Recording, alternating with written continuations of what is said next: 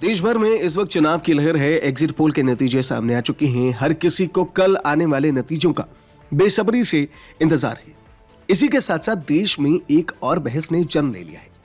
यह बहस दो पॉलिटिकल पार्टीज नहीं बल्कि एक कंपनी और एक पॉलिटिकल पार्टी के बीच में है। भारतीय travel and tourism company EaseMyTrip ने अपने मालदीव टूर पैकेज बुकिंग पर हुए विवाद को लेकर प्रतिक्रिया दी है। दरअसल कांग्रेस ने एक एक्स पोस्ट में ईज माई ट्रिप को निशाना बनाया था। केरल कांग्रेस ने सवाल उठाया था कि कंपनी ने कुछ महीने पहले प्रधानमंत्री नरेंद्र मोदी के समर्थन में मालदीव को डेस्टिनेशन लिस्ट से हटाकर एक राष्ट्रवादी कदम उठाया था। अब अचानक क्या हुआ? क्या पैसा मोदी से ज्यादा जरूरी हो गया? इस पर ईज माई ट्रिप के सीईओ निशांत पिट्टी ने कांग्रेस को जवाब दिया है। निशांत पिट्टी ने सोशल मीडिया पर कांग्रेस के पोस्ट को रिप्लाई करते हुए कहा कि प्रिय आईएनसी इंडिया, चिंता के लिए धन्यवाद।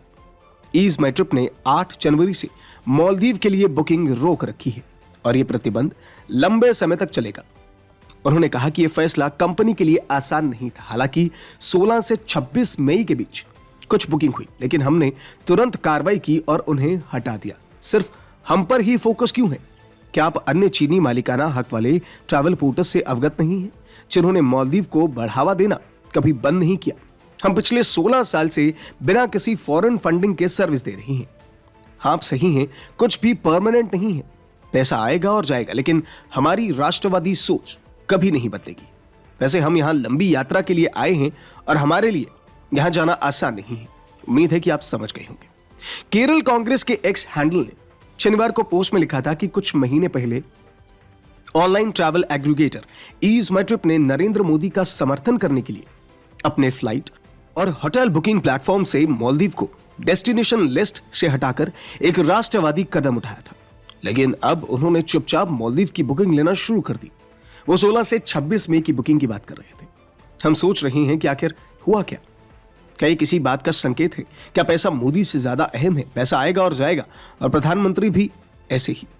मालदीव के 3 मंत्रियों ने प्रधानमंत्री नरेंद्र मोदी के खिलाफ अपमानजनक टिप्पणियां की थी, जिसके बाद बॉयकॉट मालदीव की मूवमेंट ने आग पकड़ ली। इसमें ईज माई ट्रिप भी सहभागी बन गया।